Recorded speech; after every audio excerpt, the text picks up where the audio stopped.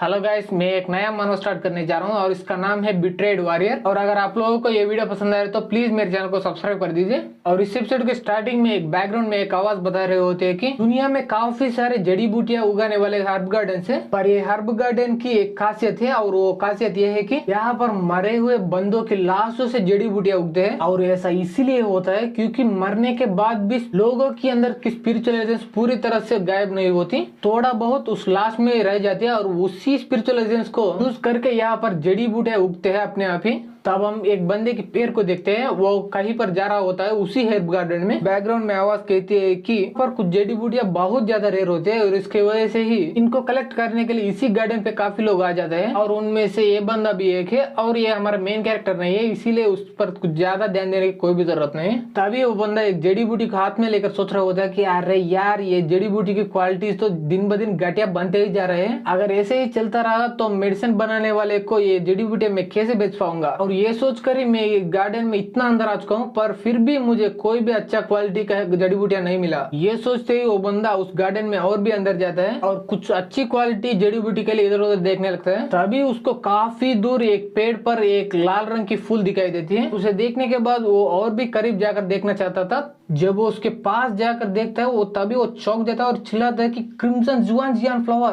तुरंत ही वो फूल उखाड़ने के लिए उसके पास जाने लगता है और वो सोचने लगता है कि क्या ये मेरा लकी दिन है। मैंने कभी भी नहीं सोचा था कि इतना खास जड़ी बूटी यहाँ पर ग्रो करेगी और मुझे नहीं लगा था कि ये फूल यहाँ पर ग्रो करने के लिए स्पिरिचुअल एसेंस यहाँ पर मिल जाएगी। वेल, कुछ भी हो, मैं इस फूल को आज लूंगा और बेच के पैसे ही पैसे कमाऊंगा। ये बोल के वो उस फूल को पकड़ लेता है और उसको पकड़ने के बाद उस पेड़ से वो फूल को उखाड़ लेता है। पर जैसे ही वो उस फूल को उखाड़ लेता है, एक हाथ आकर उसको हाथ को पकड़ लेते हैं। तुरंत ही वो बंदा उस फूल को छोड़ लेता है और उस हाथ पकड़ने वाले बंदे की तरफ देखने लगता है और वो एक सूखा हुआ लाश जैसे दिख रहा है। इसे देखने के बाद वो बंदा पूरी तरह से डर जाता है। तभी वो लाश जैसे दिखने वाला बंदा पूछ रहा होता है कि आज क्या साल है। और ये सुनने के बाद वो बंदा पूरी तरह से डर जाता है और पीछे की तरफ ऐसा काफी दूर आकर गिर जाता है और चिल्ला रहा होता है, मुझे मुझे मत मारो, मैं बताऊंगा। आज वुशिन कैलेंडर की 1258 ईयर है। ये बोलने के बाद वो बंदा अपने मन में सोच रहा होता है कि ये लाश मेरे से बात कर रहा है कि एग्जाम भी है क्या। तुरंत ही वो बंदा वहां से भागते हुए बोल रहा होता है कि चाहे कुछ भी हो वो, पर मुझे जाकर मास्टर को बताना चाहिए तुरंत ही। वो लाश जैसे दिखने वाला बंदा बोल रहा होता है कि नहीं मत जाओ, मुझे और भी इन्फॉर्मेशन की जरूरत है। और ये बोलने के बाद तुरंत ही वो लाश जैसे दिखने वाला बंदा नीचे गिर जाता है और कांपने लगता है और वो अपने चेहरे पर पड़ा हुआ मिट्टी पूरी तरह से निकाल देता है। तब हम उस लाश जैसे दिखने वाले बंदे की चेहरा देखते हैं और यही हमारा मेन कैरेक्टर है। इसका नाम हांग जेंग है और ये अपने मन में सोच रहा होता है कि मैंने बोला था कि आज का साल 1258 ईयर है, तो इसका मतलब मैं 10 साल से यही पर पड़ा हुआ। तभी हमारे हांग जेंग को 10 साल पहले की पुरानी मेमोरीज याद आते हैं, जहाँ पर 3 गोल्डन बुलेट्स आकर सीधा हमारे मेन कैरेक्टर की छाती में घुस जाते हैं और इसकी वजह से काफी दूर जाकर नीचे गिर जाता है। और उसके बाद वो सामने एक लड़का और लड़की को देख रहा होता है। उसमें से लड़की का नाम सीतू लियोजिन है और लड़के का नाम यूएन कांगहाई है। तो हमारे मेन कैरेक्टर यूएन कांगहाई से पूछ रहा होता है कि तूने क्यों मुझ पर अटैक किया, हमारे बीच में कोई दुश्मनी भी नहीं थी। ये सुनने के बाद वो कांगहाई कहता है कि इसका गलती मेरी नहीं बल्कि तुम्हारी है। तुम्हारे जैसे एंसेस्ट्रल डिवाइन ब्लड वाला जीनियस हांग फैमिली में पैदा हुआ, इसी वजह से हमारे वुयन फैमिली पर खतरा आ चुका है और इसकी किंगडम में मेरे फैमिली पर कोई खतरा आ जाए तो मैं उसे देख नहीं पाऊंगा और इसीलिए तुम जैसे थ्रेट को मैं अभी मिटा रहा हूँ। और नथिंग पर्सनल ब्रो, ये मेरे लिए नहीं बल्कि मेरे फैमिली के लिए कर रहा हूँ, तो समझने का कोशिश करो। सुनने के बाद हांग जेंग बोलता है कि पर तेरे फैमिली के खिलाफ मैं कुछ भी नहीं किया अब तक, क्या मैं आगे जाकर तेरे फैमिली के लिए खतरा बनूंगा, इस वजह से तुम मुझे बचपन का दोस्त को मार रहा है क्या। ये सुनने के बाद वो कांगहाई कहता है कि सॉरी दोस्त, मुझे माफ कर दो, मुझे वो सब नहीं पता, पर हमारे फैमिली के सारे एल्डर्स इसी डिसीजन पर एग्री हुए तो इसीलिए मैं भी उनका ऑर्डर डिसोबे नहीं कर सकता। के बाद वो थोड़ा मुस्कुराते हुए बोल रहा होता है, तुझे चिंता करने की कोई भी जरूरत नहीं क्योंकि तुम्हारा एंशिएंट डिवाइन ब्लड को मैं वेस्ट में नहीं जाने दूंगा, क्योंकि उसको यूज करके मैं अच्छे जड़ी बूटे उगाऊंगा और वो जड़ी बूटे को रिफाइन करके मैं अच्छे एलेक्सर भी बनाऊंगा, उनमें से 1-2 तुम्हारे हांग फैमिली को भी दे दूंगा। ये सुनने के बाद हांग जेंग उस लड़की की तरफ देखता है और चिल्लाता है कि वो बंदा तो उस फैमिली के एल्डर्स की वजह से ये सब कर रहा है, पर तू क्यों उसके मदद कर रहा है, तू भी तो मेरे बचपन का दोस्त ही था। ये सुनने के बाद वो लड़की कुछ भी नहीं बोलते और उस हांगजंग को ऐसा घूर के देखने लगती है। ये देखने के बाद हमारा हांगजंग बोल रहा होता है कि तुम मेरे क्वेश्चन को आंसर क्यों नहीं दे रहे हो, और ये बोलते ही हमारा मेन कैरेक्टर अपने आंख बंद कर लेता है। प्रेजेंट में आते हैं और हमारा हांगजंग ये सोच रहा होता है कि ये 10 साल पहले अपने 2 बचपन की दोस्तों के द्वारा बिट्रे हो चुका था। मैं वहां पर ऑलमोस्ट मर ही चुका था, पर मैंने अपने फाइनल मोमेंट्स में अपने पूरी एनर्जी मिलाकर एक सीक्रेट टेक्निक को यूज किया। इसके वजह से मेरा बॉडी और सोल प्रिजर्व हो गए थे अब तक, और वो मैं भी वहां पर लकी था क्योंकि वो यूएन ने मेरे बॉडी को पूरी तरह से दफनाया नहीं और पूरी तरह से नष्ट भी नहीं किया, बल्कि वो मेरे बॉडी को यूज करके जड़ी बूटी उगाना चाहता था। इसीलिए मैं अब तक बच चुका हूँ, वरना मैं तब भी मर जाता। पर अब मैं जाग चुका हूँ, तो इसीलिए शीतुलवजियान यूएन कांगा दोनों मेरे बात याद रख। तुम लोगों ने मिलकर मुझे 10 साल पहले कितना दर्द दिया, उससे 1000 गुना तुझे रिटर्न करूंगा, और मैं तुम्हारे ऐसे हालत करूंगा कि तुम अपने मौत के लिए मेरे से भीख मांगोगे। और तभी उसको कुछ याद आता है और वो अपने पावर्स को चेक करने लगता है। चेक करने के बाद वो अपने हाथ को देखकर बोल रहा होता है, अरे यार मेरा एंशिएंट डिवाइन ब्लड पूरी तरह से एक मॉर्टल ब्लड बन चुका है अब, और मैंने भी अपने आप को बचाने के लिए मेरे सारे पावर्स उस एक ही टेक्निक में लगाया, और इसके वजह से मेरा डिवाइन पावर्स पूरी तरह से खत्म हो चुका है, और मैं अब हेवन एंड अर्थ की पावर को भी यूज नहीं कर सकता। और अब मुझे नहीं लगता कि मेरे पुराने कल्टिवेशन मेथड भी इस बॉडी पर वर्क करेंगे। अब मैं ये एक एम्प्टी शेल बन चुका हूँ पूरी तरह से, और अगर अब मेरा हालत ऐसा है तो मैं उन दोनों से कैसा बदला ले पाऊंगा। मुझे किसी न किसी तरह से कोई और रास्ता ढूंढना पड़ेगा। और ये सब सोच ही रहा होता है, तभी उसको कोई आवाज सुना देते और वो बोल रहे होते कि मास्टर मास्टर वहीं पर है वो, और ये वो हर्ब करेक्ट करने वाला बंदा होता है, और वो अपने मास्टर को ले आता है, उसको बोल रहा होता है कि मास्टर मास्टर वो अनडेड वहीं पर है। ये सुनेगा तो मास्टर बोलता है कि क्या तू सच में सच बोल रहा है, क्योंकि मैं यहाँ पर 10 साल से रह रहा हूँ और मुझे कोई भी अनडेड नहीं दिखाई दिया। बात करते करते वो 2 लोग हांगजंग पास आ जाते हैं, और वो हर पिक करने वाला बंदा उस हांगजंग को देखकर बोल रहा होता है कि वही वो अनडेड है। ये सुनने के बाद हांगजंग बोलता है, क्या तुम अंधे हो क्या, किसको बोल रहे हो तू अनडेड।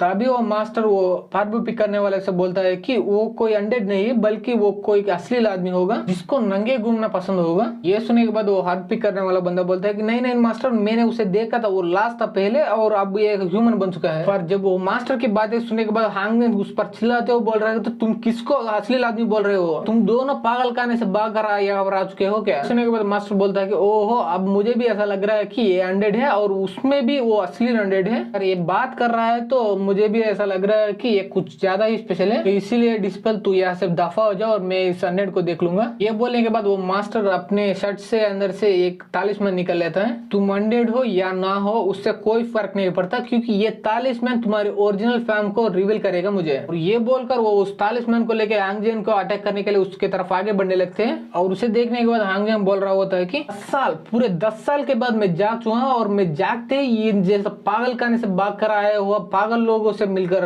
अब मुझे मेरे लक के बारे में पता चल रहा है, और मेरा लक पूरी तरह से घटिया है, इसलिए मुझे गुस्सा आ रहा है, पूरी तरह से गुस्सा आ रहा है। ये बोल के वो मास्टर को एक जोरदार पंच करते हैं, जिसकी वजह से वो हवा में ऐसा उठ जाता है, और वो मास्टर हवा में उड़ता उड़ता सोच रहा होता है कि अरे यार, मुझे नहीं लगा था कि ये असली लैंडेड इतना पावरफुल होगा। देखने के बाद वो हाथ पिक करने वाला बंदा बोलता है कि अरे यार मास्टर, तेरा काम तो तमाम हो गया। और तभी वो मास्टर नीचे आकर गिरता है और उसका हालत ऐसा दिख रहा होता है। उसके बाद हांगजंग उसके पास आकर बोलता है कि ओहो, तेरा आउटफिट तो कुछ ज्यादा ही अच्छा लग रहा है, पर बिल्कुल भी सूट नहीं कर रहा, तो इसीलिए मैं उसे ले लेता हूँ। और ये बोल के वो उस आउटफिट को ले लेता है और पहन लेता है। तभी से देखने के बाद मास्टर बोल रहा होता है कि मुझे उम्मीद है कि आपको आउटफिट पसंद आएगी। सुनने के बाद हांगजंग बोलता है कि हाँ, ये आउटफिट तो मुझे अच्छी तरह फिट कर रहा है, पर इसका कलर तो कुछ ज्यादा पसंद नहीं मुझे, पर काम चला लूंगा जैसे तैसे। ये सब बात तो छोड़, पहले इस हर्ब गार्डन की एग्जिट किस तरफ है वो बोल पहले। सुनने के बाद वो मास्टर तुरंत ही एक तरफ निशाना करते हुए बोल रहा होता है कि आप सीधा इस रास्ते पर जाओगे, थोड़ी देर बाद ही आप इस हर्ब गार्डन के बाहर पहुंच जाओगे, और उसी डायरेक्शन में आप एक दिन ट्रैवल करोगे तो आप ड्रैगन सिटी पहुंच जाओगे। ये सुनने के बाद हांगजंग वहां से जाते हुए बोल रहा होता है कि ये इन्फॉर्मेशन के लिए और तेरे कपड़े के लिए मैं तुम्हारे जान बख्श कर रहा हूँ, तो जाओ अपने जिंदगी खुल के जी लो। ये सुनने के बाद वो मास्टर नंगा ही अपने घुटने पर आकर बोल रहा होता है कि थैंक यू मास्टर, आपके दया के लिए। ये सुनने के बाद हांगजंग ठीक है बोल के उसी डायरेक्शन में जाने लगता है। अब हम प्रेजेंट में आते हैं, तब हम देखते हैं कि वो हाथ पिक करने वाला बंदा रोता हुआ आ रहा होता है और बोल रहा होता है कि मास्टर, क्या आप ठीक है। सुनने के बाद वो मास्टर बोलता है कि तू क्यों रो रहा है, अभी तक मैं जिंदा हूँ, मरा नहीं।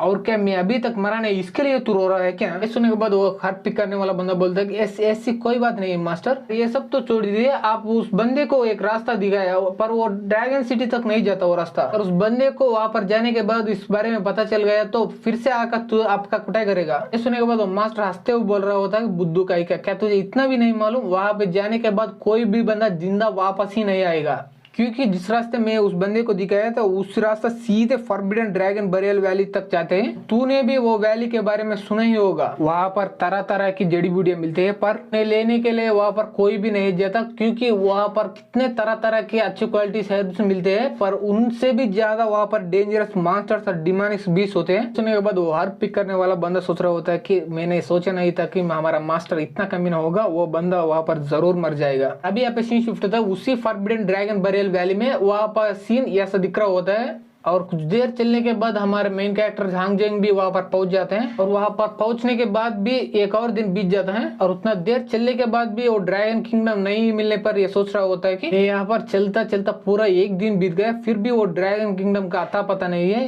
क्या वो बंदा मुझसे झूठ बोला था क्या? अरे यार मुझे ये पहले ही समझ जाना चाहिए, उसका पूरी तरह से कुटाई कर दिया था हमें, वो मुझसे क्यों सच बोलेगा? क्या 10 साल बीतने के बाद मेरे पावर्स के साथ मेरा दिमाग भी काम करना बंद किया है क्या? ये सोचता सोचता वो आगे ही बढ़े जा रहा होता, तभी वो का सामने से कुछ देखता है और पूरी तरह से चौंक जाता है, क्योंकि वहां पर उसे ड्रैगन की सिर दिखाई देती है, वो भी मरा हुआ। और उसे देखने के बाद वो और भी पास जाकर देखता है, वहां पर पूरा उस ड्रैगन का स्केलेटन दिखाई देती है उसके। और उसे देखने के बाद ये अपने मन में सोचने लगता है कि अरे यार ये कितना रेयर बात है कि मैं ये पूरा स्केलेटन को देख रहा हूँ ड्रैगन की, क्योंकि 100 सालों से ड्रैगन का पूरा स्केलेटन नहीं बल्कि एक ड्रैगन की बोन भी नहीं मिला किसी को। उसके बाद वो ड्रैगन के पास जाता है और वो उसको टच करता है, सोच रहा होता है कि ऐसा बताया जाता है कि ड्रैगन्स की हड्डियों में काफी ज्यादा स्पिरिचुअल फोर्स होता है, पर बदकिस्मती की बात यह है कि मेरा पूरा कल्टीवेशन बर्बाद हो चुका है, तो इसीलिए मैं उस स्पिरिचुअल एनर्जी को यूज नहीं कर सकता, वरना ये स्पिरिचुअल एनर्जी को यूज करके मैं पहले जितना ताकतवर कुछ ही महीनों में बन सकता था। और ये सब सोच ही रहा होता, तभी वो ड्रैगन की खोपड़ी के अंदर से एक काले रंग का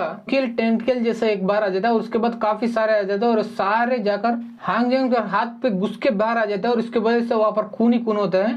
और तभी तुरंत ही उसे डच करने के लिए हमारे हांग जेंग पीछे की तरफ छलांग मार लेता है, और उससे काफी दूर आने के बाद वो नीचे आकर सोच रहा होता है कि ये किस तरह का मॉन्स्टर है, क्या ये ड्रैगन कर रहा है या इसके अंदर कोई जीव है और वो मेरे पर अटैक कर रहा है। तभी वो ड्रैगन के अंदर से आवाज आने लगती है कि काफी साल हुए, करीब 100 साल हुए, यहाँ पर कोई नहीं आया। फाइनली यहाँ पर कोई आया, तभी वो टेंटिकल जैसी चीज बाहर आ जाती है और ड्रैगन अपना बात कंटिन्यू करने लगती है कि वो भी एक एंसेस्ट्रल ब्लड वाला। बदकिस्मती की बात यह है कि इस ब्लड में अब वो डिवाइनिटी नहीं रही। ये सुनने के बाद हमारा हांग जेंग थोड़ा डर जाता है और बोल रहा होता है कि मास्टर का क्या, तू अंदर छुपा है, तू बाहर आ पहले। तभी काफी सारे टेंटिकल्स बाहर आ जाते हैं और बोल रहे होते हैं कि मैं कोई मास्टर नहीं हूँ, और ये तेरे खुशकिस्मती की बात है कि तू अपने पूरी जिंदगी में मुझे एक बार भी देखो। और वो पूरी तरह से बाहर आ जाते हैं और वो एक स्पाइडर जैसा दिख रहा होता है। बाहर आने के बाद हांग जेंग की तरफ बढ़ते हुए बोल रहे होते हैं कि तुम्हारे अंदर एंसेस्टर्स का डिवाइन ब्लड है, इसीलिए मैं तुझे चुन रहा हूँ मेरे ड्रैगन सूत्रा को इनहेरिट करने के लिए। ये सुनने के बाद हांग जेंग बोलता है कि क्या ड्रैगन सूत्रा, उसे ले लो और तेरे पिछवाड़े डाल लो, मुझे नहीं चाहिए वो। ये सुनने के बाद वो स्पाइडर जैसी चीज इसके तरफ काफी तेज से बढ़ता हुआ बोल रहा होता है कि इसने बोला तेरे पास चाय से मना करने का, तुझे मैं दे रहा हूँ और इसीलिए तुझे लेना ही पड़ेगा, तेरे पास और कोई चॉइस नहीं है। और ये बोलने के बाद स्पाइडर जैसी चीज हांग जेंग को मुंह को पूरी तरह से जकड़ लेती है और कुछ करने लगते हैं। इसके वजह से हमारा हांग जेंग नीचे गिर जाता है और चिल्लाने लगता है दर्द की वजह से। और वो स्पाइडर जैसी चीज बोल रहे होते हैं कि अगर तेरे पास वो डिवाइन ब्लड नहीं होता तुम इसी प्रोसेस के अंदर मर जाते। तो ये बोल के वो हांग जेंग की बॉडी के अंदर घुस जाते हैं और इसके वजह से वहां पर खून होता है। और ऐसे ही थोड़ा समय बीत जाता है और वो प्रोसेस पूरी तरह से कंप्लीट हो जाती है। और उसके बाद हमारा हांग जेंग उठता है और पूरी तरह से उल्टी करने लगता है, और उसके बाद सोचने लगता है कि अरे यार वो क्या चीज थी और वो मेरे अंदर कैसे घुस गई कि यार वो चीज एक लाश से आई हुई है और मेरे अंदर घुस गई। अरे यार वो सोचने की वजह से ही मुझे फिर से उल्टे आ रही है। पर तभी उसके हाथ में कुछ एनर्जी जैसा बनने लगता है और इसके सेंस करने के बाद वो अपने हाथ देखने लगता है और गौर से देखने के बाद उसे कुछ पैटर्न जैसा कुछ दिखता है उसके हाथ में। पर तभी कहीं से उस हाथ में कुछ एनर्जी जैसा आ रही होती है। वो एनर्जी कहीं से नहीं बल्कि इस ड्रैगन की स्केलेटन से आ रही होती है। और तभी वो प्रोसेस और भी फास्ट हो जाता है और वो उसके हाथ में नहीं बल्कि उसके पूरी बॉडी के अंदर वो स्केलेटन की एनर्जी आ रही होती है। तो हांग जेंग सोच रहा होता है कि मैं अब डायरेक्टली वो स्केलेटन से एनर्जी ऑब्जर्व कर रहा हूँ। ये सारे चीज वो स्पाइडर जैसे चीज की वजह से हो रहा है। कुछ समय पहले तक सोच रहा था कि मैं अपने कल्टिवेशन को कैसे इंप्रूव करूँ और रिवेंज भी कैसे लूँ, पर अब मुझे इसे देख के ऐसा लग रहा है कि ऊपर का भगवान भी मेरे साथ है और वो भी चाहता है कि मैं उन दोनों कमीनों पर बदला लूं। यहाँ पर खतरा होता है वहीं पर अपॉर्चुनिटी भी होती है। मैंने पहले तो वो ड्रैगन सूत्र को मना किया क्योंकि उसके बारे में मुझे पता था, और वो ड्रैगन सूत्र का पूरा नाम ड्रैगन एवोकिंग सूत्र है और वो एंशिएंट बंदे बना दिया है। और उस सूत्र को अपने बॉडी के अंदर कोई ऑब्जर्व करना चाहता तो उसका बचने के चांसेस सिर्फ 1% है और वो 99% मरेगा। अगर वो बंदा उस प्रोसेस में बच पाया तो उसके पास किसी भी ड्रैगन की एनर्जी को ऑब्जर्व करने का पावर आ जाएगा। और मैंने अब तक सिर्फ एक ड्रैगन स्केलेटन की एनर्जी ही ऑब्जर्व की है, उसके बाद भी मैं आसानी से की ट्रांसफॉर्मेशन रिल्म पर पहुंच चुका हूँ। इमेजिन करो, जस्ट इमेजिन करो, अगर मैं थाउजेंड्स ऑफ ड्रैगन्स की एनर्जी ऑब्जर्व करूंगा तो मैं कितना पावरफुल बन जाऊंगा। अब तो मजा आएगा ना बीडू उन लोगों से बदला लेने में। एक सेकंड मुझे पहले इस ड्रैगन की पावर को एक बार टेस्ट करने चाहिए। यहाँ पर काफी सारे चट्टाने हैं तो इसलिए मैं उन पर ही ये टेस्ट करूंगा। और ये बोल के हांगजंग एक बड़ी चट्टान की तरफ आगे बढ़ने लगता है और वहां पर जाने के बाद उस चट्टान पर अवलांच किक से अटैक कर देता है। इसकी वजह से वो चट्टान पूरी तरह से बर्बाद हो जाते हैं। और उसे अटैक करने के बाद यहाँ पर नीचे आने के बाद हांगजंग सोच रहा था यही तो पावर मुझे चाहिए था। मेरे कल्टिवेशन के बारे में पूरे तरह से अंदाजा पड़ रहा है। मैं अब की ट्रांसफॉर्मेशन रिल्म के 4th लेवल तक पहुंच चुका हूं, पर मैं पिछले जैसा बोन मैरो रिफाइनिंग रिल्म पर पहुंच जाने के बाद उन दोनों को हरा पाऊंगा क्या? मुझे नहीं लगता, क्योंकि वो शीतुल वोजिन और यूआई कैंगाई भी अब तक अपने कल्टिवेशन को इम्प्रूव करके काफी ज्यादा स्ट्रांग बन चुके होंगे। तो इसीलिए मैं 10 साल पहले जितना स्ट्रांग था उससे भी ज्यादा स्ट्रांग बनना चाहिए अब। और ये सोचता हुआ वो आगे की तरफ बढ़ने लगता है। वो सोचने लगता है कि मैं ऑलरेडी काफी आगे आ चुका हूँ यहाँ पे, तो इसीलिए मुझे आगे ही बढ़ना चाहिए, जरूर कोई ना कोई रास्ता मिलता होगा। और ये सोचते वो काफी दूर आगे बढ़ रहा होता है और तभी वो एक जगह पर रुक जाता है और बोलने लगता है कि अरे यार मैं फाइनली बाहर आ चुका हूँ यार्ब गार्डन से। मुझे पहले कुछ भी नहीं लगा था, पर जब मैं फाइनली इस प्लेस को छोड़कर जा रहा हूँ तो मुझे भी इस प्लेस की याद आने लगी, क्योंकि मैं यहाँ से 10 साल तक रह रहा था। पर इसके बाद सोचने से कुछ भी नहीं बदलेगा, तो इसीलिए मुझे जल्द से जल्द वो ड्रैगन सिटी पहुंचना पड़ेगा और वहीं से ही मेरा बदला शुरू होगा। और ये सोच के हमारा हांगजान उस ड्रैगन सिटी की तरफ आगे बढ़ने लगता है और हमें बताया जाता है कि ये 10 साल पहले की बात है। हमारे क्विंगजाओ किंगडम बाइडी कॉन्टिनेंट के साउथ ईस्टर्न तरफ है और इस किंगडम के चारों तरफ माउंटेन से भरे हुए हैं। और इस किंगडम के अंदर 3 बड़े फोर्सेस इस किंगडम को रोल करते हैं और उन तीनों बड़े फोर्सेस का नाम चू टेंगियन सेक्ट, क्यू यूनहाई सेक्ट और लुओ सेक्ट है। और वहाँ पे ये तीनों बड़ी फोर्सेस की हुक्म ही चलती आ रहा है काफी सालों से। पर कुछ साल पहले वो की किंगडम में वो तीनों बड़े फोर्सेस के अलावा एक और फोर्स ग्रो करती जा रही थी, क्योंकि वो नए बड़े फोर्स या फैमिली में एक बंदा पैदा हुआ था और वो बंदा ऐसा वैसा बंदा नहीं था, 1000 सालों में एक बार पैदा होने वाला बंदा था वो। और उस बंदे का नाम ही हांगजंग है। और वो पैदा होने के पहले वो हांग फैमिली छोटी फैमिली रहती थी वो ड्रैगन सिटी में। पर हांगजंग पैदा होने के बाद उसने ऐसे काम किए कि उसे देखने के बाद वो की किंगडम को मानना ही पड़ा कि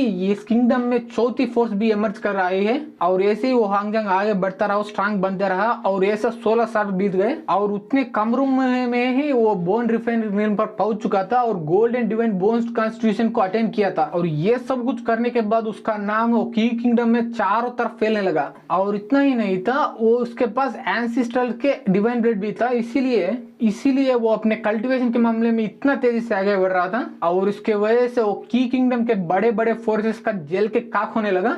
और तभी इसी समय पे एक अचानक से एक इंसिडेंट हुआ और तभी यहाँ पे सीन शिफ्ट होता है एक माउंटेन पर। वहां पर एक बंदा काला जादू कर रहा होता है और उसी बंदे ने इसी लड़की को किडनैप करके वहां पर लाच का होता है। और वो लड़की पूरी तरह से डरता कांपता सब देख रहा होता है उसके सामने होता हुआ चीजों को।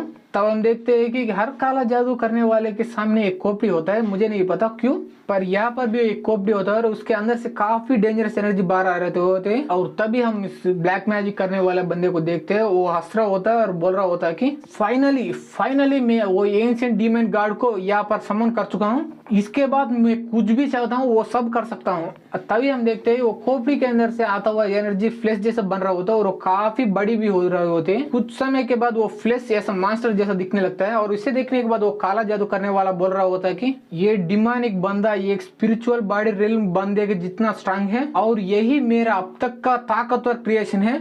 और तभी ये बंदा वो मास्टर से कह रहा होता है कि तुझे भूख लग रही होगी तो जाओ उस लड़की को खा जाओ। ये सुनने के बाद वो लड़की पूरी तरह से डर से कांपने लगती है और बोल रही होती है कि ये तुम क्या कर रही हो, वो मास्टर क्या है, तुम कौन हो, तुम मुझे यहाँ पर क्यों लाए हो। पर तभी वो मास्टर सीधे अपने टेंटिकल्स को आगे बढ़ाकर उस लड़की को पकड़ने के लिए जा रही होती है। तो ये देखने के बाद वो लड़की चिल्ला रही होती है मुझे मत खाना, प्लीज मुझे मत खाना। पर वो टेंटिकल्स उसे पकड़ लेते हैं।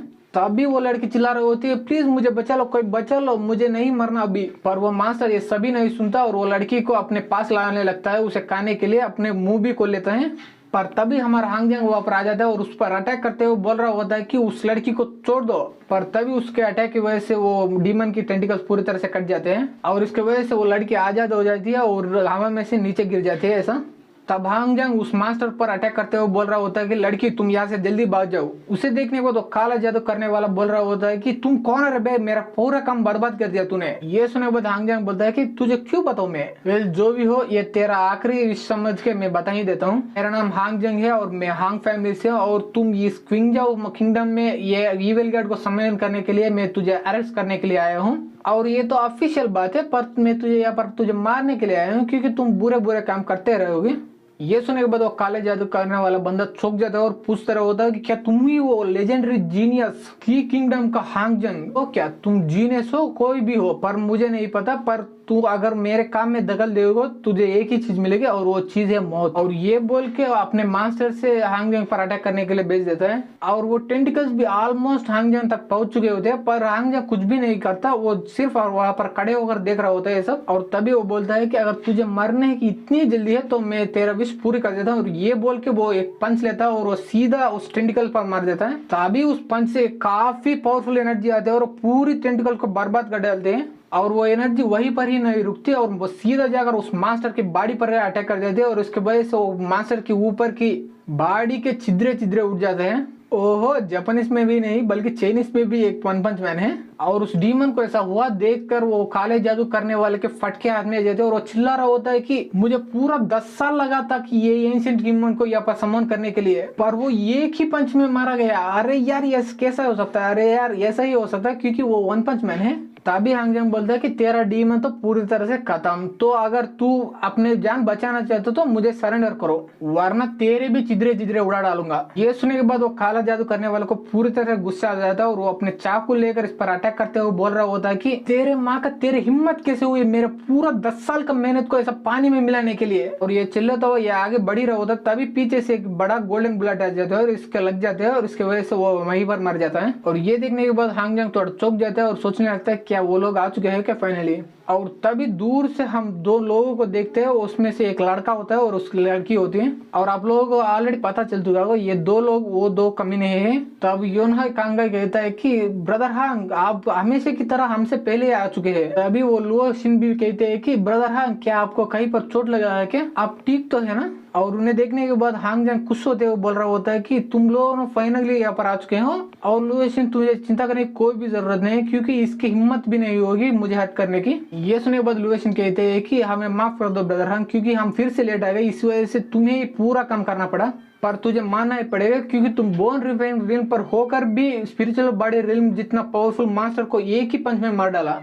ये सुनने के बाद हांगजंग बोलता है कि हाँ ये सच बात है कि वो master power spiritual body realm बंदे के जितना पावरफुल है पर वो अनस्टेबल था और इसीलिए मैं उसका फायदा उठा पाया और उसे एक ही पंच में मार पाया, वरना मेरे लिए भी वो थोड़ा मुश्किल हो जाता। ये सुनने के बाद लुओ शिन कहते हैं कि ब्रदर हांग तुम मैं और वो कांगाई तीनों एक ही बार अपने कल्टिवेशन स्टार्ट किया पर अब तुम ऑलमोस्ट स्पिरिचुअल बॉडी रिल्म बंदे जितना स्ट्रांग बन चुके हो पर हम अभी तक ट्रांसेंडेंस स्टेज के फाइनल लेवल पर अटके पड़े हैं। और इसे देखने के बाद कभी कभी मुझे भी जलन होने लगता है आपके टैलेंट की वजह से। ये सुनने के बाद हांगजंग बोलता है कि तुझे जलन होने की कोई भी जरूरत नहीं क्योंकि कुछ समय के बाद तुम लोग भी हम मेरे जितना स्ट्रांग बन जाओगे।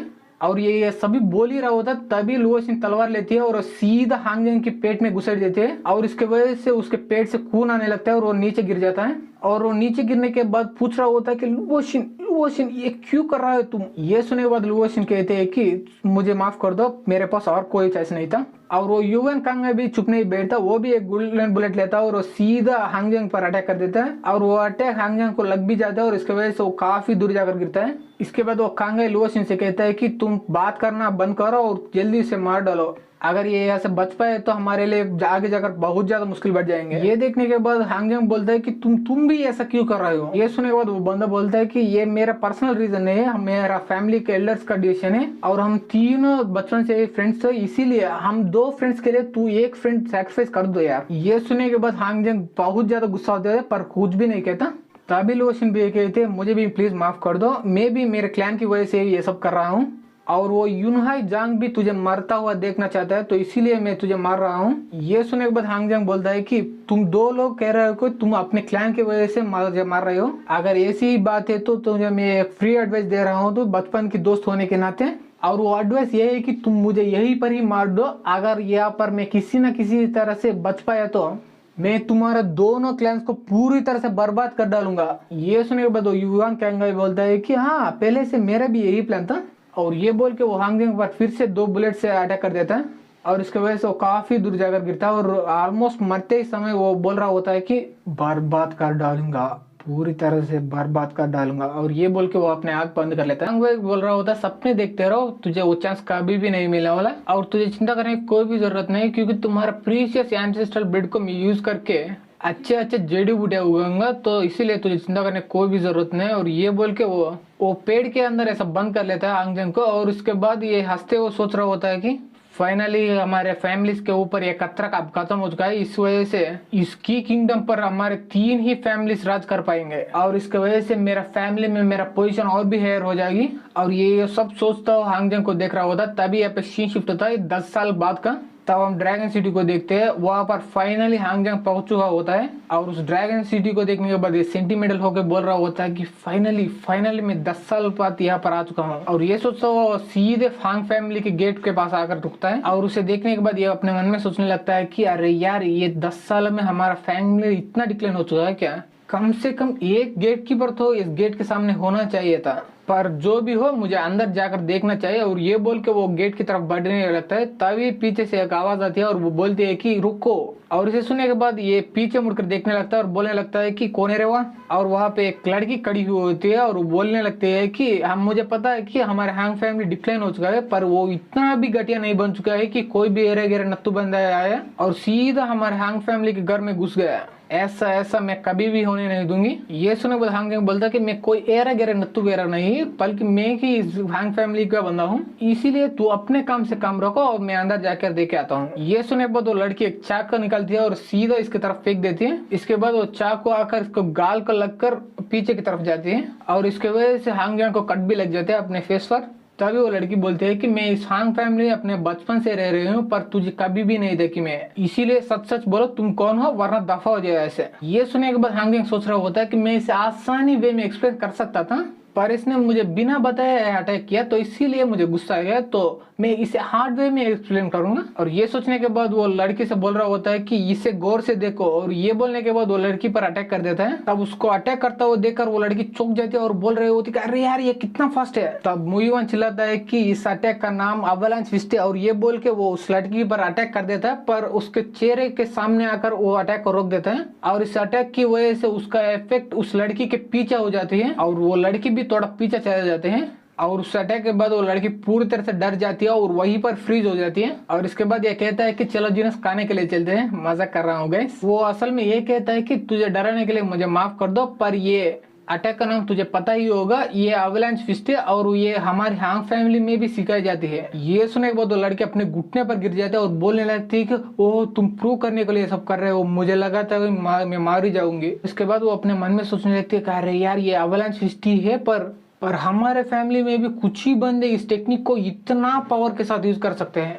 तब ये सोचने के बाद वो उठकर बोलते हैं कि हाँ मैं समझ गई, तू अवलांच फिस्ट यूज कर सकता है, तो इसीलिए मुझे ऐसा लग रहा है कि तुम हांग फैमिली के बंदे ही हो, पर तुम्हारा नाम क्या है वो तो बताओ पहले। ये सुनने के बाद हमारा हांगजंग बोल ही रहा होता है मेरा नाम हांग तभी वो सोचने लगता है कि एक सेकंड मुझे पहले 2 बार सोचना पड़ेगा, क्योंकि अगर मेरे बारे में वो कुत्तिया सीतू लुजियान को और कुत्ता युवान कांगाई को पता चला तो वो अभी आकर मुझे मार डालेंगे मेरे स्ट्रेंथ वापस आने से पहले है। तो इसीलिए मुझे कोई फेक आइडेंटिटी को यूज करना पड़ेगा। इतना सोचता हुआ हांगजंग को देखकर वो लड़की बोल रही हो तो क्या क्या कोई प्रॉब्लम है क्या, अपने नाम ही भूल गए तुम। ये सुनने के बाद हांगजंग बोलता है कि ऐसी कोई बात नहीं है, क्योंकि ये कोई थोड़ा कॉम्प्लिकेटेड मैटर है, इसीलिए मैं सोच रहा था कि तुझे बताऊं या नहीं। और अब मैं सोच लिया और तुझे बताऊंगा, और मेरा नाम है हांग यी और मैं हांग जियांग जियान का बेटा हूँ। और ये सुनने के बाद वो लड़की पूरी तरह से चौंक जाता है और चिल्लाने लगती है कि क्या क्या क्या क्या तुमने बोला, तुम तीसरे एल्डर के बेटे हो। और तभी वो लड़की हांगजंग के पास आकर उसे देखते हुए बोल रहे होते कि यह कैसे हो सकता है। और उसे करीब से देखने के बाद ये लड़की खुश होते हुए बोल रहे होते हैं कि मुझे यकीन ही नहीं हो रहा है तीसरे एल्डर के पास एक और बेटा है, क्योंकि तीसरे एल्डर मिसिंग हो गए, अब 10 साल हो चुके हैं। अगर तेरे बारे में पता चला तो हमारे हांग फैमिली के एल्डर्स बहुत ज्यादा खुश हो जाएंगे। ये बोलने के बाद लड़की सीधा जाकर वो सारी हांग फैमिली के एल्डर्स को ये सारी बात बताती है। और इसके बाद वो सारे एल्डर्स मिलकर एक मीटिंग रख देते हैं और इसमें हांगजंग भी प्रेजेंट होता है। और वहाँ पे सारे एल्डर्स हांगजंग को सब घूर के देख रहे होते हैं। और तब हम इस बुढ़ाव को देखते हैं, यही इस फैमिली का लीडर होता है और इसका नाम हांग लांगटेंग है। तभी वो बुढ़ाव बोल रहा होता है कि ओहो तुम ही हांग जियांग जिन का इलिजिमेट बेटे हो, और तुम्हारा नाम क्या था, हाँ हांगी। तुम थोड़ी थोड़ी तो जियांग जिन जैसे लग रहे हो, पर तुम ऑलमोस्ट हांगजंग जैसे दिख रहे हो। अगर वो जिंदा होता तो बिल्कुल तेरे जैसे दिख रहा होता अब तक। और मुझे नहीं पता तुझे ये बात मालूम या नहीं, बल्कि 10 साल पहले हांगजंग का मर्डर हुआ था और उस केस को इन्वेस्टिगेट करने के लिए तुम्हारा फादर भी जा चुका था, पर अब वो भी मिसिंग हो चुका है। और वो दोनों हमारे हांग फैमिली के पावरफुल वॉरियर थे, और वो दोनों मिस होने के बाद हमारे हांग फैमिली बर्बाद होते ही आ रही थी अब तक। ये सुनने के बाद हांगजंग उसको प्रणाम करते हुए बोल रहा होता है ग्रैंडपा तुझे चिंता करने की कोई भी जरूरत नहीं है, वो दोनों नहीं है यहाँ पर मैं तो हूँ। ये सुनने के बाद वो बुढ़ा खड़े हो जाता है और बोल रहे होता है कि हाँ तुम सही बोल रहे हो, और अब हम मरे हुए बंदे के बारे में कुछ भी नहीं कर सकते, और इसीलिए मैं तुम्हारा ध्यान रखना चाहता हूँ। और मैं तुझे ये ऑर्डर नहीं दूंगा कि इतना कल्टिवेट कर, उतना स्ट्रांग बन, और हमारे फैमिली के लिए ये कर वो कर, तुम्हें सिर्फ यहाँ पर रहना है और शांति से रहना है, उतना ही। तभी हम इस बंदे को देखते हैं, इसका नाम है हांगजिंग। बोल रहा होता है कि फैमिली हेड आपको 2 बार सोचना चाहिए इस जैसे बंदे को अपने फैमिली के अंदर लेने से पहले, क्योंकि ये कोई बेरुपा बंदा भी हो सकता है। और ये सुनने के बाद हमारा हांगजिंग अपने मन में सोच रहा होता है कि अरे यार ये तो अंकुल हांगजिंग है। तभी वो अंकुल हांगजिंग बोल रहा होता है कि सिर्फ ये हमारे हांग फैमिली की टेक्निक को जानता है, इससे प्रूव नहीं होगा कि ये हांग फैमिली का ही है और हमारा तीसरा भाई का बेटा है, क्योंकि इसके बारे में हमें कुछ भी नहीं पता इसके नाम के अलावा। ये सुनने के बाद वहां पर बैठा हुआ टकला एल्डर भी बोल रहा होता है कि हाँ वो सही कह रहा है, वो बंदा कोई बेरुपा हो सकता है, हमारे हांग फैमिली को नुकसान पहुंचाने के लिए यहाँ पर आ चुका होगा। ये सुनने के बाद वहां पर एक और बंदा बोल रहा होता है कि हाँ वो दोनों सही कह रहे हैं। अगर ये बोल रहा है कि ये जिंगजियान का बेटा है तो इसीलिए इसके पास उतना ही टैलेंट होना चाहिए जितना वो हांगजंग के पास होगा, क्योंकि वो भी जिंगजियान का बेटा ही है। और वो हांगजंग 16 साल में ही ये कल्टीवेशन को फाड़ के रख दिया था, और उसका भाई होने के नाते कम से कम इसके पास उससे आधा टैलेंट तो होना ही चाहिए। और तभी अंकुल हांगजिंग हमारे मेन कैरेक्टर से बोलता है कि अगर तुझे अपने आप को मेरा तीसरा भाई का बेटा प्रूव करना चाहते हो तो मैंने सुना था कि अवलांच फिस्ट को तुम यूज कर रहे थे इस गेट के बाहर एक लड़की के ऊपर, क्या ये सच है? और ये सुनने के बाद हांगजिंग बोलता है कि हाँ ये सच है, और मैं तेरे पर भी वो टेक्निक को यूज कर सकता हूँ अगर तुम चाहते हो। तभी हम इस बंदे को देखते हैं, इसका नाम है याओटियन और ये वो अंकुल हांगजिंग का बेटा है। वो चिल्ला रहा होता है कि ये नामुमकिन है, क्योंकि वो टेक्निक को हमारे हांग फैमिली के इनर डिसिप्लिन ही मास्टर कर सकते हैं, तुम जैसा अजनबी बंदा कैसे जान सकता है उसके बारे में। ये सुनने के बाद उसका बाप कहता है कि याओटियन क्या कह रहे हो तुम? तब वो याओटियन कहता है कि फादर वो अवलांच फिस्ट को मुझे बचपन से सीखने से फटके हाथ में आ गई, और अगर मेरे जैसे जीनियस को भी वो टेक्निक सीखना इतना मुश्किल होगा तो मुझे ऐसा लग रहा है कि उस बंदे ने वो टेक्निक को सीख ही नहीं हो चुका होगा, तो इसीलिए मैं ही उसको टेस्ट करने के लिए वहां पर जाऊंगा और उसे एक सबक भी सिखाऊंगा। ये सुनने के बाद वो अंकल हांग कहता है कि हाँ तुम सही कह रहे हो, तुम अब तक वो अवलांच फिस्ट के 5th फॉर्म तक सीख चुके हो, तो इसीलिए तुम ही जाओ उस बंदे को चेक करो उसको अवलांच फिस्ट आता है या नहीं। ये सुनने के बाद वो बंदा उठते हुए बोल रहा होता है हाँ फादर मैं ऐसा ही करूंगा, पर वहां पर वो बंदा एक झूठ बोल रहा हो तो मैं उस पर दया बिल्कुल भी नहीं दिखाऊंगा। ये सुनने के बाद वो बुढ़ा उठ के चिल्ला रहा होता है कि तुम दोनों फाइट मत करो। तभी वो याओटियन कह रहा होता है कि आपको चिंता करने की कोई भी जरूरत नहीं ग्रैंडपा, क्योंकि मैं अपना 30% पावर ही इस बैटल में यूज करूंगा। तभी वो हांगजंग को देखकर बोल रहा होता है कि ये बंदे क्या तुम तैयार हो इस फाइट के लिए? वो याओटियन हांग जंग को चैलेंज देते हुए बोल रहा होता है कि अगर तू सच में हमारे हांग फैमिली के बंदे हो मेरे साथ फाइट करो, और वो भी सिर्फ हांग फैमिली के टेक्निक्स को यूज करके। तब हमारा हांग जंग बोलता है क्या तुम ये सब बकवास करते ही रहोगे या फाइट करने भी आओगे। ये सुनने के बाद वो याओ टिन काफी गुस्से से अपनी एनर्जी को पूरी तरह से बढ़ा लेता है। इसके बाद वो हमारे मेन कैरेक्टर पर अटैक करते हुए बोल रहा होता है कि ये देखो गौर से, यही एवलांच फिस्ट का 5th फॉर्म है। और ये बोल के हमारे हांग जंग पर वो काफी ज्यादा मुक्के से अटैक कर देते हैं। ये ले ये सारे मेरे मुक्के का बरसा था। और ये बोल के हमारे मेन कैरेक्टर वो काफी सारे मुक्के मारने लगता है, पर हमारे मेन कैरेक्टर कुछ भी नहीं कहता, कुछ भी नहीं करता। वो वहां पर खड़े होकर वो सारे मुक्के कारा होता है। तभी वो याओ टिन हांग जंग की वाइटल पॉइंट्स पर मार देता है और बोलता है कि मरो अब। और ये बोल के वो याओ टिन हांग जंग पर फाइनल अटैक कर देता है। इसके वजह से हांग जंग काफी दूर आकर ऐसा खड़े हो जाता है। और ये देखने के बाद वो बुढ़ा चिल्लाता है कि याओ टिन तुम अब कुछ ज्यादा ही कर रहे हो। और ये सुनने के बाद वो अंकल खान कहता है कि फादर तुझे चिल्लाने की कोई भी जरूरत नहीं, क्योंकि वो बंदा उन अटैक्स को डॉज भी नहीं किया और वहीं पर खड़ा रहा। अगर उस बंदे के पास उन अटैक्स को ब्लॉक करने की ताकत भी नहीं है तो हम ये कैसे मानेंगे कि वो तीसरे ब्रदर का बेटा है। तभी उसी समय पे वो याओ टिन भी पागल की तरह हंसते हुए बोल रहा होता है कि मुझे माफ करना ग्रैंडपा, मैं उस हीट ऑफ द मोमेंट में अपने आप को कंट्रोल नहीं कर पाया और मैंने अपने पूरी ताकत से उस पर अटैक किया। तभी हांग जंग कहता है कि स्पीड के मामले में तो तेरा पंचेस एवरेज था, पर स्ट्रेंथ की बात करें तो बिल्कुल भी नल्ला है और तू अभी अभी पैदा हुआ बच्चे को भी घायल नहीं कर सकता। और उसकी बात सुनने के बाद याओ टिन अपने मन में सोचने लगता कि ऐसा कैसे हो सकता है, मेरे सारे पंचेस को खाने के बाद भी वो बंदा खड़े कैसे हो सकता है। ये सोचने के बाद ये हांग जंग पर अटैक करते हुए बोल रहा होता है अगर ऐसी बात है तो ये पंच लो। और ये बोल के हांग जंग पर अटैक कर देते हैं, पर हांग जंग उसे डॉज करके बोलता है कि हम पहले ही एग्री कर चुके हैं कि हम हांग फैमिली के मूव्स के मदद से ही एक फ्रेंडली मैच करेंगे, और वो भी अपने पूरी पावर से नहीं बल्कि आधे पावर से। पर अभी अभी तूने मुझे मारने की कोशिश की, और अगर मेरे प्लेस में कोई नॉर्मल सा बंदा होता वो अभी तक मर चुका होता उस अटैक की वजह से, और पहले तूने ही मुझे मारने की कोशिश की, तो इसीलिए मैं भी तुझ पर कोई भी दया नहीं दिखाऊंगा। और ये बोल के हांग जंग उसके शोल्डर पर अटैक कर देता है और बोलने लगता है कि यही इस एवलांच फिस्ट की 9th फॉर्म है और इसका नाम है 1 इंच पंच। अरे यार यहाँ पर साइतामा के अलावा ब्रूस ली भी आ गया। ये सुने बाद वो याओ टिन उस पंच को डॉज करने की कोशिश करता है, पर वो पंच इतना तेज होती है कि वो उसको डॉज नहीं कर पाता और वो पंच उसको शोल्डर पर लग जाती है। और इस अटैक की वजह से उसके शोल्डर पर पूरी तरह से होल बन जाते हैं। और उस अटैक का नाम सुनने के बाद ये बुढ़ा मन में सोचने लगता है कि अरे यार ये अब तक 9th फॉर्म सीख चुका है, मैं इतना बूढ़ा हो चुका हूँ फिर भी मैं उस एवलांच फिस्ट के 11th फॉर्म तक ही सीख चुका हूँ।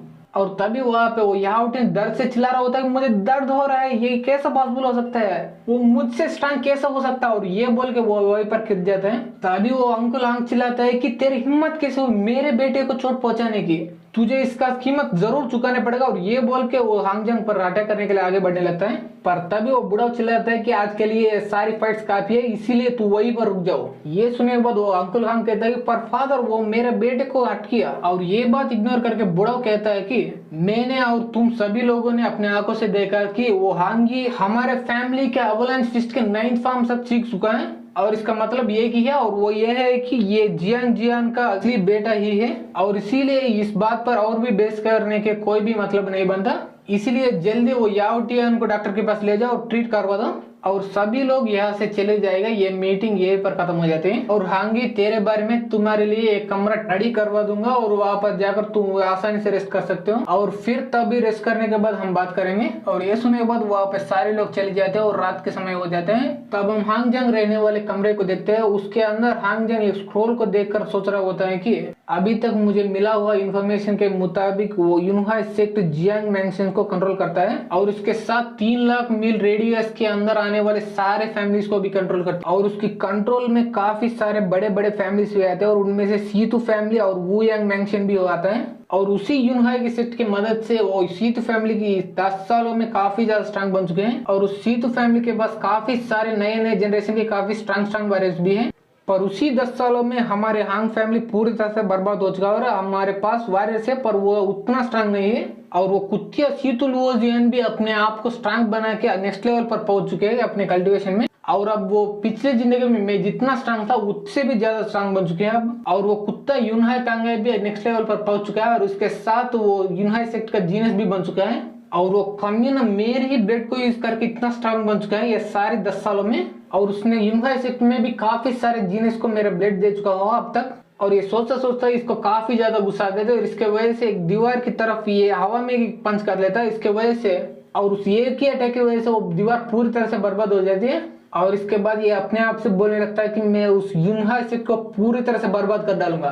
और ये बोल के वो मेडिटेशन करने के लिए वहां पर बैठ जाता है और सोचने लगता है कि मुझे वो बदला लेने के लिए पहले से और भी स्ट्रांग बनना पड़ेगा और इसके लिए मैं पहले जैसा वर्कआउट्स करना चाहिए। और ये सोच के वो वहां पर पहले जैसा वर्कआउट्स करने लगता है। और उन वर्कआउट्स में पहले वर्कआउट का नाम टाइजूस गार्ड फिस्ट है। पर जब वो टाइजूस गार्ड फिस्ट करने लगता है उसके वजह से उसका चेती पूरी तरह से बर्बाद हो जाते हैं। और उसके बाद ये सोचने लगता है कि मुझे लगता है कि मुझे ये पर नहीं करना चाहिए, मुझे एक खुली जगह ढूंढनी चाहिए और उस वहां पर डगाने चाहिए। और ये सोचने के बाद वो वहां पर सो जाते हैं और तभी सुबह हो जाती है। तब हांग जेंग उस बूढ़ा के पास जाकर बोलता है कि ग्रैंडपा, क्या आप मुझे देखना चाहते हो? क्यों, क्या आप मुझसे कुछ बात करना चाहते हो? ये सुनने के बाद बूढ़ा कहता है कि हाँ, तुमने सही गेस किया, मैं तुझसे एक इम्पोर्टेंट चीज बात करना चाहता हूँ। पहले मैं तुझसे बोला था कि तू कल्टिवेट कर या ना कर, मुझे उससे कोई मतलब नहीं है, तू यहाँ पर रहना ही मुझे चाहिए था पहले। पर अब उस सावलान फिस्ट को देखने के बाद मुझे यकीन होने लगा कि तुम आगे जाकर बहुत ज्यादा स्ट्रांग कल्टिवेटर बनोगे, तेरा ब्रदर और तेरा फादर जैसा। इसीलिए मैं तुझे ये बात बताना चाहता हूँ, कुछ ही दिनों के बाद हमारे फैमिली के अंदर यंग जनरेशन के बंदे को एक मौका दिया जाएगा अपने मार्शल आर्ट टेक्निक को सभी को दिखाने के लिए। मैं ये उम्मीद करता हूँ कि तू भी वहां पर आकर तेरा परफॉर्मेंस सभी को दिखाएगा। और इससे पहले मैं तुझे एक चेतावनी देना चाहता हूँ और वो ये है कि तुमने उस याओटियन को चोट पहुंचाई है, इसीलिए मुझे लगता है कि इसका बदला लेने के लिए एक बंदा तेरे पास जरूर आएगा। तब हांग जेंग बोलता है कि क्या आप बता सकते हो वो बंदा कौन है? तभी ये सुने बूढ़ा कहता है कि हाँ, मैं बता सकता हूँ, वो याओटियन का भाई है और उसका नाम हांग मी है। और मैंने उसे चेतावनी भी दी कि वो बदला कुछ भी नहीं लेना उससे, चुपचाप अपने काम कर। वो एक एक्सीडेंट था पर वो मेरे बात कभी भी नहीं सुनता, तो इसीलिए मैं तुझे पहले ही चेतावनी दे रहा हूँ। और ये सुनने के बाद हांग जेंग अपने मन में सोचने लगता है कि हांग मिंग, हाँ मुझे याद है, वो मेरा कजिन ही है और अभी का हमारे फैमिली के 3 स्ट्रांगेस्ट बंदों में से एक है। तभी वो बूढ़ा कहता है कि हांग मिंग ने हमें इन्फॉर्म किया कि वो 3 दिनों के अंदर अंदर यहाँ पर आएगा उस परफॉर्मेंस टूर्नामेंट में हिस्सा लेने के लिए। और इसीलिए मैं तुझे पहले ही बता रहा हूँ, तू उसके साथ पंगा मत लेना, क्योंकि वो अभी तक ट्रांसेंडेंस स्टेज तक पहुंच चुका है और इसीलिए तू उसके साथ फाइट करके जीत नहीं पाओगे। तब हांग जेंग उस बुढ़ाओ से कहते हैं, ग्रैंडपा तुझे जिंदा करने की कोई भी जरूरत नहीं, मैं सारे सिचुएशन को संभालूंगा। और ये बोल के हांग जेंग वैसे चले जाता है और 3 दिन का वक्त बीत जाता है। तभी हम हांग जेंग को बाहर सोता हुआ देखते हैं और तभी हम देखते हैं कि इसको दूर से 2 बंदे देख रहे होते हैं और उनमें से एक बंदा बोलता है कि अरे यार, इस बंदे का हिम्मत तो देखो, वो याओटियन को हट करने के बाद इतना आसानी से बाहर आकर सो रहा है। तभी एक और बंदा बोलता है, क्या इसको सच में नहीं पता कि वो पागल हांग मिंग इसको मारने के लिए याओ का ढूंढ रहा है? तभी पहले वाला बंदा बोलता है कि इसका कुटाई ऐसे ही करनी चाहिए, क्योंकि ये हांग मैंसन अभी अभी आया है, फिर भी ये ऐसा बिहेव करता है कि ये पूरे हांग मैंसन इसी का है। तभी पीछे से एक बंदा आ जाता है और बोलने लगता है कि मैंने हांग मिंग नाम यहाँ पर सुना है और तुम लोगों ने उसे पागल भी बुला रहे थे, क्या मैं ठीक से सुना? और तभी वो लोग पीछे मुड़कर देखते हैं, वहां पर हांग मिंग ही होता है और उसे देखने के बाद इनका पूरे दिन हिल जाते हैं। और तभी वो लोग अपने आप को बचाने के लिए बोल रहे होते हैं कि वो तुमने कुछ बंदे को ढूंढ रहे हो, वो वही बंदा है और उसका हिम्मत तो देखो, तेरे भाई को चोट पहुंचाने के बाद भी वो घोड़े बेचकर ऐसा सो रहा है। तभी उसे देखने के बाद हांग मिंग अपने मन में सोचने लगता है, क्या इसी बंदे ने मेरे भाई को चोट पहुंचाया? और इसके बाद ये सीधे जाकर हांग जेंग को पकड़ लेता है और ऐसा हवा में उठा लेता है और बोलने लगता है कि बस्टर, तेरे हिम्मत कैसे हुई मेरे भाई को हट करने का? क्या तुम्हें पता है कि उसके वजह से मेरे भाई का कंडीशन अब ज्यादा सीरियस है और वो आगे जाकर कल्टिवेट भी नहीं कर पाएगा और इसका बदला मैं तुझसे अब लूंगा। जेंग नींद से उठकर बोल रहा होता है कि ओहो, तो ये तुम हो हांग मिंग, मुझे भी लगा था कि किसके पास इतना खाली समय है कि सोता हूँ मुझे जगाने का। और ये सुनेगा तो हांग मिंग थोड़ा चौंक जाता है और पूछने लगता है कि मेरे बारे में तुझे कैसे पता? तब हांग जेंग बोलता है कि तुझे चौंकने की कोई भी जरूरत नहीं, क्योंकि मुझे तेरे बारे में अच्छी तरह से पता है और मुझे ये भी पता है कि तू अपना भाई का बदला लेना चाहते हैं, पर मुझे अभी नींद आ रही, तो इसीलिए हम बाद में वो परफॉर्मेंस टूर्नामेंट में ये इस मैच को शेड्यूल करेंगे। तो इसके बारे में तेरा विचार क्या है? ये सुनने के बाद ये कहता है कि मानना पड़ेगा भाई तुझे, तेरे पास हिम्मत तो है, तेरा मौत तेरे सामने ही है, फिर भी तुझे नींद आ रही है। और इस एरोगेंस को देखने के बाद मैं तुझे यहाँ पर मारूंगा नहीं, मैं भी तुझे उसी परफॉर्मेंस टूर्नामेंट में सभी के सामने तड़पा कर मारूंगा।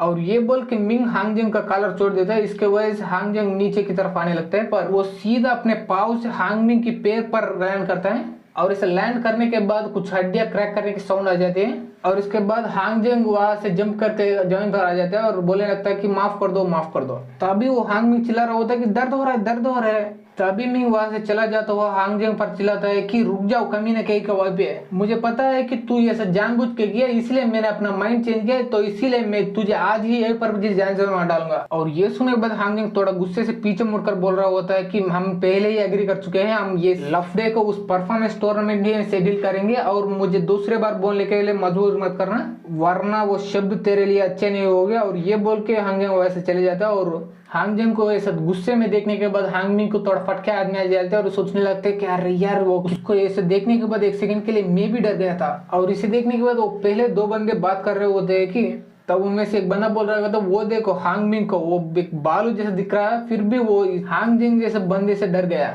तभी दूसरा बंदा बोलता है कि तुझे इतना जोर से बोलना नहीं चाहिए, अगर वो इस बात को सुनेगा तो। और ये बंदा ये बोल ही रहा होता, तभी हांग मिंग पीछे मुड़कर बोलता है कि तुझे चिंता करने की कोई भी जरूरत नहीं, क्योंकि उससे भी धीरे से बोलूं मुझे सुनाई देगी, और मैं भी उस बंदे की वजह से काफी गुस्सा होगा, तुम दोनों की वजह से और भी गुस्सा होगा, इसीलिए मैं वो सारे गुस्से को 30 बार ही निकालूंगा। ये सुने वो दोनों के फटके हाथ में आ जाते और बोलने लगता है कि माफ कर दो, प्लीज माफ कर दो हमें। और वो हांग मिंग इनकी एक भी नहीं सुनता और वहां पर आकर इनका भारी तरह से कुटाई कर देता है, और इसकी वजह से वहां पर धमाके होने लगते हैं। और इसके बाद वो वहां से जाते जाते बोल रहा होता है अब मेरा गुस्सा थोड़ा ठंडा हो गया।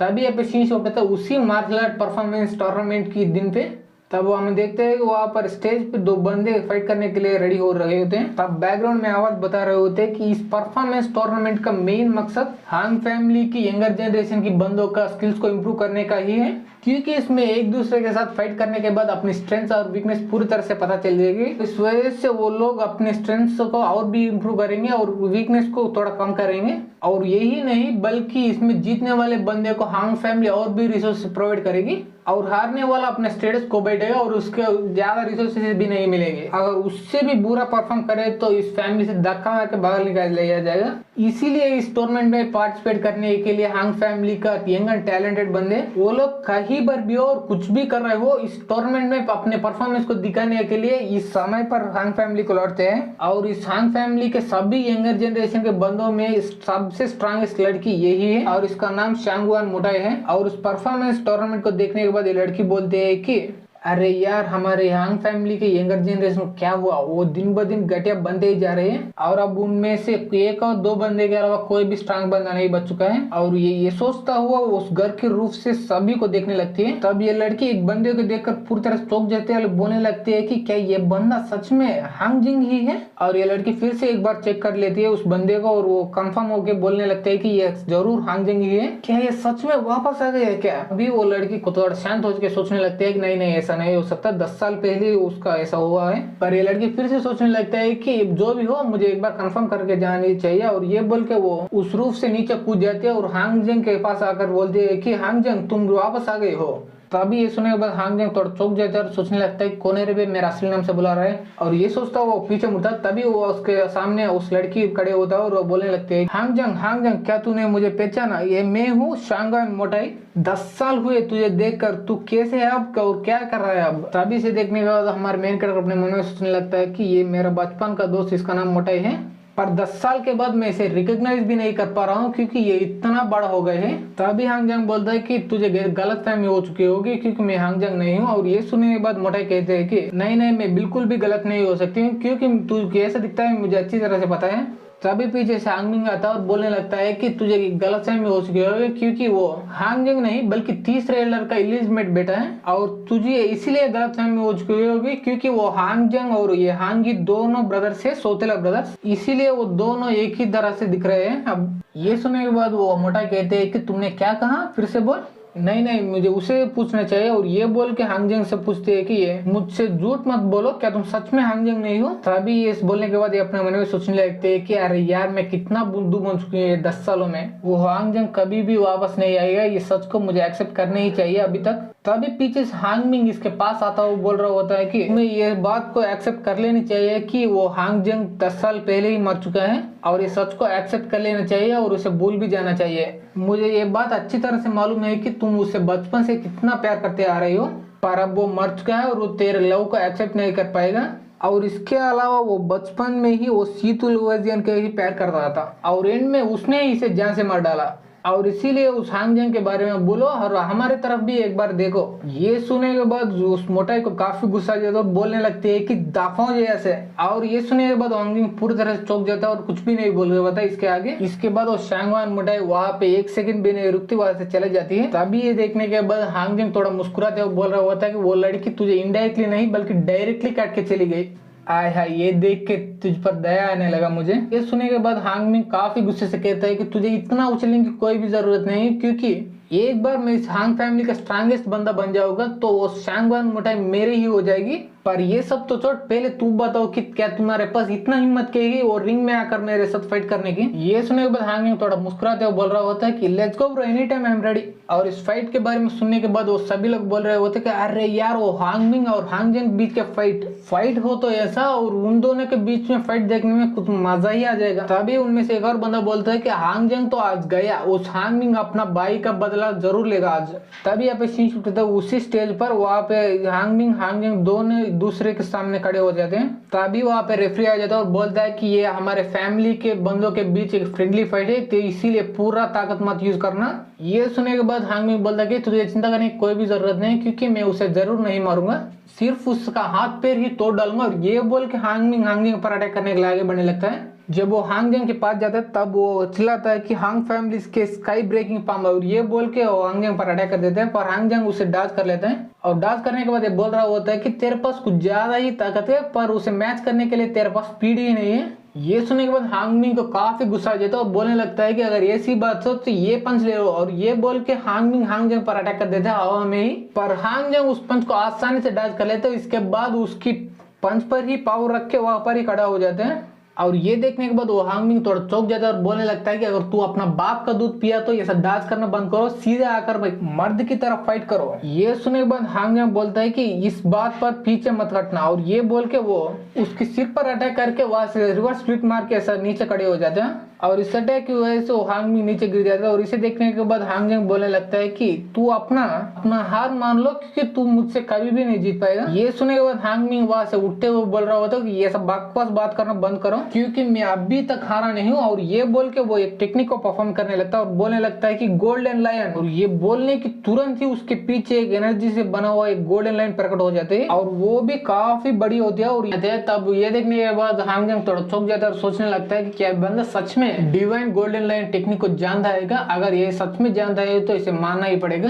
तभी मोटाई भी अपने मन में सोचने लगते हैं कि अरे यार, ये सच में एक गोल्डन लाइन टेक्निक को सीख चुका है। और ये हांग फैमिली के सीक्रेट टेक्निक्स में काफी ज्यादा मुश्किल टेक्निक है, और मैं भी कुछ ही महीनों पहले ही इस गोल्डन लाइन टेक्निक को मास्टर कर चुकी हूँ। तब उस गोल्डन लाइन को देखने के बाद हांगमिंग से कहता है कि मानना पड़ेगा भाई तुझे, क्योंकि तूने सिर्फ ये गोल्डन डिवाइन लाइन टेक्निक को सीखा ही नहीं बल्कि उसको सेकंड फॉर्म में ही पहुंचा दिया। सच बताओ बे, तुझे ऐसा करते करते तेरा फटके हाथ में आ चुकी होगी रे। हाँ, तूने सच कहा, मुझे फटके हाथ में नहीं बल्कि पैर में आ गई, क्योंकि ये टॉप सीक्रेट टेक्निक को मास्टर करने के लिए मुझे 3 साल लगे। और इस टेक्निक को सीखता सीखता मेरा फट गया, और आज तेरा फाड़ दूंगा इसी गोल्डन लाइन टेक्निक को यूज कर। और उस टेक्निक को देखने के बाद वहां पर खड़े हुए बंदे भी बात कर रहे होते हैं कि अरे यार, ये हांगमिंग सच में हमारे हांग फैमिली की जीनियस बनने की लायक है, क्योंकि हमारे फैमिली के एल्डर्स को भी काफी ज्यादा मुश्किल होती है इस गोल्डन डिवाइन लाइन टेक्निक को सीखने के लिए। तभी एक और बंदा बोलता है अब गया वो हांगजंग, अब खत्म। वो हांगमिंग कहता है कि मुझे भी देखना है कि तुम इस टेक्निक के सामने कैसे टिक पाओगे,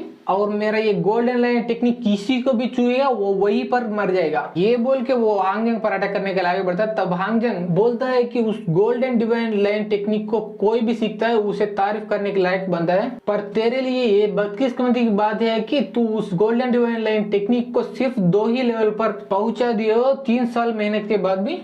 तब ये भी डिवाइन लाइन टेक्निक को परफॉर्म करता है और बोलने लगता है कि पर इस टेक्निक को मैं 15 साल पहले ही मास्टर कर चुका हूँ। तब हम देखते हैं कि हांगजंग के पीछे उस गोल्डन लाइन से भी बड़ा पर्पल कलर का लाइन प्रकट हो जाते हैं। तभी इसे देखने के बाद हांगमिंग का पूरा दुनिया हिल जाता है और वो अपने मन में सोचने लगता है कि ये पर्पल कलर का मतलब ये बंदा इस डिवाइन लाइन टेक्निक को 7th लेवल तक मास्टर कर चुका है। और तब हम देखते हैं कि वो बुढ़ाओ भी कहीं पर जा रहा होता है, पर वो डिवाइन लाइन टेक्निक का बनक इसको तभी लग जाता है और वहीं पर रुक जाता है और सोचने लगता है कि ये डिवाइन लाइन टेक्निक को कौन परफॉर्म कर रहा है, वो अब तक 7th लेवल तक पहुंच चुका है और मैं भी इतना बुरा होने के बाद भी इस टेक्निक को 8th लेवल तक ही मास्टर कर पा चुका हूँ। तब हम उस स्टेज पर देखते हैं, तब वो हांग जेंग के पीछे वो पर्पल कलर का लाइन उस गोल्डन लाइन को देख के गुर्रा रहा होता है। इसे देखने के बाद वो मोटा पूरी तरह से हिल जाता है और सोचने लगते हैं कि ये कैसा पॉसिबल हो सकता है। तभी हम देखते हैं उस स्टेज पर वो पर्पल कलर का लाइन उस गोल्डन लाइन का पास आ जाता है अटैक करने के लिए, और उसके पास आने के तुरंत ही वो उसका गर्दन पकड़ लेता है और उस गोल्डन लाइन का पूरा बॉडी को ही फाड़ डालता है। और ये देखने के बाद हांग मिंग चिल्ला रहा होता है, ये कैसे हो सकता है, मेरे गोल्डन लाइन में 3 साल तक मेहनत करता रहा फिर भी वो इतना आसानी से कैसे हार गया।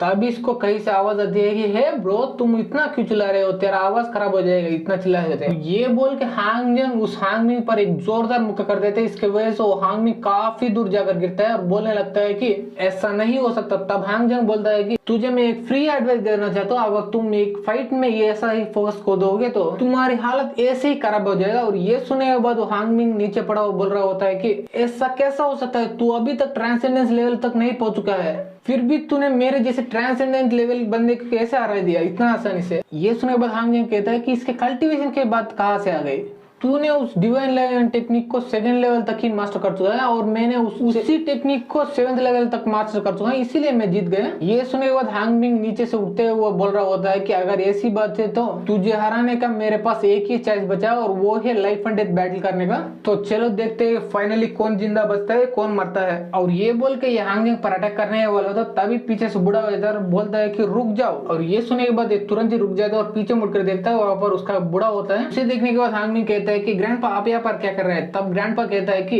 हांग मिंग मैं तुझे एक ही बार बोलूंगा, जल्दी से हार मान लो, क्योंकि तुम और वो हांगी दोनों इस हांग फैमिली के फ्यूचर हैं और आगे जाकर तुम दोनों ही मिलकर हमारी हांग फैमिली को आगे बढ़ाना चाहिए।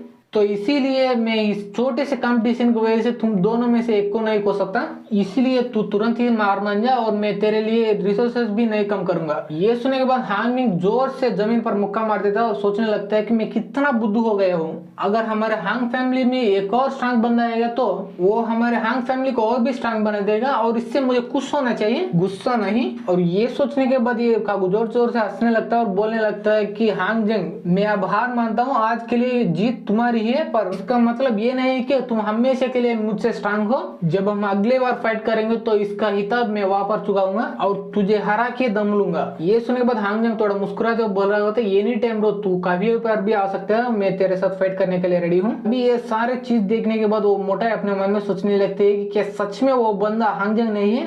उसका ताकत और उसके बात करने का तरीका पूरी तरह से हांग जेंग से मिलजुल रहे हैं। और ये सभी सोच ही रहे होते, तभी यहाँ पे सीन शूट होता है एक जगह पे और उस जगह पे एक बड़ा सा राख होता है और उसके सामने हमारा हांग जेंग अपने मार्शल आर्ट्स को प्रैक्टिस करता करता अभी एक पंच कर रहा होता है उसी राख पे, और वो पंच काफी ज्यादा पावरफुल होते हैं। इसके वजह से जब वो पंच उस राख पर पड़ता है तब वो उस राख को चीर के दूसरी तरफ से बाहर आ जाती है वो अटैक। और उस अटैक करने के बाद हांग जेंग अपने मन में सोच रहा होता है कि ये sky breaking palm inch explosion technique पिछले जिंदगी जितना पावरफुल नहीं बन चुका है अब तक। और ये सभी सोच ही रहा होता है, तभी पीछे से वो मुटाए आ जाते हैं और बोलने लगते हैं कि आय हाय आय कितना ग्रेट स्किल है, तुझे मानना ही पड़ेगा, पर वो स्किल्स कितना भी अच्छा हो, मेरा मरा हुआ बचपन का दोस्त हांग जेंग स्किल जितना अच्छा नहीं है, पर अगर तू ऐसे ही कुछ साल ऐसा प्रैक्टिस करते हो तो उसके जितना अच्छा बन सकते हो। ये सुनने के बाद हांग जेंग बोलता कि मैं भी सोचूं कि इतना दूर कौन आया है और मुझे कॉम्प्लीमेंट क्यों दे रहा है। तो ये आप है सीनियर शांगवान मोटाई, और मैं आपको ये बात बताना चाहता हूँ कि अगर किसी को तो आपने कॉम्प्लीमेंट देना चाहते हो तो मेरा फादर को दीजिए, क्योंकि ये सारे स्किल्स मेरा फादर ने मुझे सिखाया,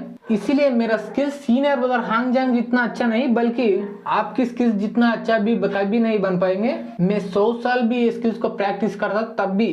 ये सुनने के बाद मोटाई कहती है कि तुझे मुझे मक्खन लगाने की कोई भी जरूरत नहीं है, क्योंकि मुझे भी अच्छी तरह से पता है कि इस यंगर जनरेशन में तुझसे फाइट करने जितना लायक कोई भी बंदा नहीं है। ये सुनने के बाद हांग जेंग बोलता है कि फिर से मुझे कॉम्प्लीमेंट देने के लिए शुक्रिया सीनियर, पर आप मुझसे मिलने के लिए इतना दूर क्यों आए, क्या आप मुझसे कोई इंपॉर्टेंट बात करना चाहते हैं क्या। ये सुनने के बाद मोटाई उस हांग जेंग प्रैक्टिस करते वाला राख के पास जाकर बोल रहे होते, मैं नॉर्मली इस मामले में मदद लेने के लिए उस हांग जेंग के पास जाती, पर वो हार के अपने इंजरीज को ठीक कर रहा है, इसीलिए मैं तेरे पास आई हूँ। और अब तेरा इंच एक्सप्लोजन अटैक को देखने के बाद मुझे और भी कॉन्फिडेंस आया, क्योंकि वो हांग जेंग ही था इस टेक्निक को इस लेवल तक मास्टर कर पाया और उसके बाद तुम ही हो। ये सुनने के बाद हांग जेंग बोलता है हाँ ये सब मैं जानता हूँ, आप रेस्पेक्टफुली काम पे आएगा। ये सुनने के बाद मोटाई कहती कि हाँ मैं वहीं पर आ रही हूँ, मैं नॉर्मली टियानियान सिख से बिलोंग करती हूँ, पर मैं अपने बचपन पूरी तरह से इस हांग मैनर में बिता दिया और एक तरह से देखूं तो यही पर पली बड़ी हूँ मैं। और इसी एहसान के बदले मैं भी इस हांग फैमिली के लिए कुछ अच्छा करना चाहती हूँ और उस काम में मेरे मदद करने के लायक कोई भी नहीं बचा था